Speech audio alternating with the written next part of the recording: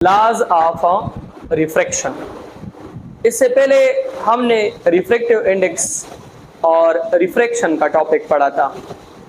इसके बेसिकली दो लॉज हैं, एक को हम कहते हैं फर्स्ट लॉ ऑफ रिफ्रैक्शन और दूसरे को हम सेकेंड लॉ ऑफ रिफ्रैक्शन कहते हैं। There are two laws of refraction.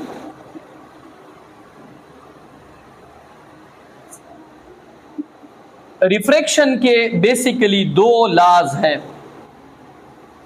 इसमें पहली लॉ है फर्स्ट लॉ ऑफ रिफ्रैक्शन। इसमें मैं रिफ्रैक्शन का टॉपिक जो है वो दोबारा रिपीट करवा देता हूं। इस लॉ में फर्स्ट लॉ हमें कहती है, ये आपके पास मीडियम नंबर 1 है, ये आपके पास मीडियम नंबर 2 है, ये आपके पास एयर है, ये आपके पास वाटर है, ये आपके पास नॉर्मल लाइन है। ठीक है, लाइट रे जो है वो एयर से कहां एंटर कर रही है? वाटर में। अगर मैं आपको कहूं कि ये जो रे है this is incident ray, this is incident ray. जब लाइट रे एक मीडियम से दूसरे मीडियम में एंटर करती है तो उसकी स्पीड और डायरेक्शन में चेंज आती है। ये हमने पढ़ा था, इसको हम रिफ्रैक्शन कहते हैं। और फर्स्ट लॉ हमें कहती है कि जिस प्लेन में ये रे इंसिडेंट हुई है उसी प्लेन में ये रे रिफ्रैक्ट करेगी और उसी प्लेन में इसका क्या होगा? नॉर्मल लाइन होगा। ये जो बोर्ड है ये एक प्लेन है, ये उसका y है, ये उसका x है, तो प्लेन है, 2 डायमेंशनल है। ये लॉ हमें कहती है कि अगर इंसिडेंट रे, रिफ्रैक्टेड रे और normal line first law of refraction को ओबे करे तो ये एक ही प्लेन में होंगे। एक ही प्लेन का मकसद ये है कि अगर मैं ये y एक्सिस ले लूं, ये x एक्सिस ले लूं, तो इंसिडेंट रे, रिफ्रैक्टेड रे, नॉर्मल ये इसी प्लेन में होंगे, किसी और प्लेन में नहीं जाएंगे। अगर आप एक पेज पे इसको ड्रा करें, इस फर्स्ट लॉ ऑफ रिफ्रैक्शन को, तो आपका इंसिडेंट रे भी XY प्लेन में है, नॉर्मल लाइन भी XY प्लेन में है, रिफ्रैक्टेड रे भी XY प्लेन में है। और मैंने आपको ये लॉ रिफ्लेक्शन में भी समझाई थी कि फर्स्ट लॉ ऑफ रिफ्लेक्शन भी यही है कि incident ray, reflected ray, normal line एक प्लेन में होंगे। और फर्स्ट लॉ ऑफ रिफ्रैक्शन भी यही है कि incident ray, normal line and refracted रे ये एक ही प्लेन में लाई करेंगे। इसके बाद सेकेंड लॉ है जो कि स्टूडेंट्स को बहुत ज्यादा मुश्किल लगती है, जिसको हम कहते हैं सेकेंड लॉ ऑफ रिफ्रैक्शन, या इसका दूसरा नाम है स्नेल्स लॉ। अगर आपके क्वेश्चन में बोर्ड में आ जाए कि स्नेल्स लॉ को एक्सप्लेन करो तो फिर भी आप यही लिखोगी, ये अक्सर आता है। अगर सेकेंड लॉ ऑफ रिफ्रैक्शन आ जाए फिर भी इसका यही मकसद होगा। सेकेंड लॉ को हम क्या कहते हैं? Snell's law. स्नेल्स लॉ क्यों इसको कहते हैं? क्योंकि इसको स्नेल ने रिप्रेजेंट किया था, रिप्रेजेंटेड बाय स्नेल। ये लॉ हमें रिलेशनशिप देती है angle of incidence, angle of refraction और इसके अलावा मीडियम के दरमियान।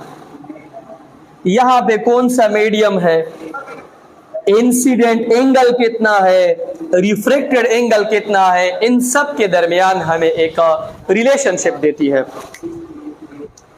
ये लॉ हमें कहती है कि पहला जो मीडियम है उसका जो रिफ्रैक्टिव इंडेक्स है, कल मैंने रिफ्रैक्टिव इंडेक्स के बारे में बताया था कि रिफ्रैक्टिव इंडेक्स क्या है, n is equal to c divided by v, speed of light in air divided by speed of light in a vacuum। First medium का रिफ्रैक्टिव इंडेक्स ज़रबे sine of angle of incidence, ये बराबर होगा second medium का refractive index ज़रबे sine of angle of refraction. कि यहाँ पे जो एंगल बनेगी एंगल ऑफ इंसिडेंस, यहाँ पे एंगल बनेगी angle of refraction.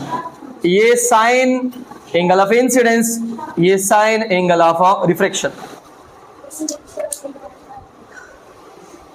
The product of refractive index of first medium and sine of angle of incidence is equal to the product of refractive index of second medium and sine of angle of refraction। आपका पहला जो medium है उसकी जो refractive index है उसको, ये refractive index है, इसको इन फॉर एग्जांपल वाटर के लिए 1, एयर के लिए मेरे ख्याल से 1 है। आप इन 1 को ज़रब करोगे साइन थीटा आई से, इन 2 को ज़रब करोगे साइन थीटा आर से, ये दोनों आपस में क्या आएंगे? बराबर। दिस इज स्नेल्स लॉ और इसको हम सेकेंड लॉ ऑफ रिफ्रैक्शन भी कहते हैं।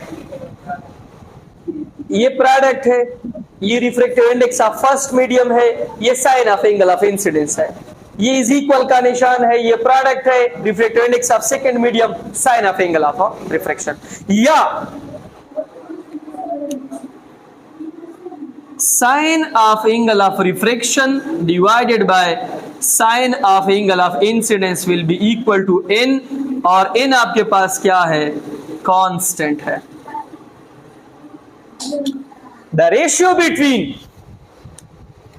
sin of angle of refraction and sin of angle of incidence will be equal to a constant। अगर मैं इसको इससे भी सिंपल लैंग्वेज में आपको समझाऊं तो वो ये है कि यहाँ पे जो एंगल आपके पास आती है और यहाँ पे जो एंगल आपके पास आती है, इन दोनों के दरमियान आप रेशियो ले लो, ये हमेशा कांस्टेंट आएगी। क्या आएगी? कांस्टेंट। यहाँ पे अगर इसको मैं 10 डिग्री है, ये फर्ज करे 5 डिग्री है, इसको मैं 15 करता हूं, इसको मैं 10 करता हूं, जो वैल्यू n से आती है वही वैल्यू n से आएगी, हमेशा क्या आएगी? कांस्टेंट। फर्स्ट लॉ हमें कहती है कि एक इंसिडेंट रे, रिफ्रैक्टेड रे, नॉर्मल लाइन ये एक ही प्लेन में होगी।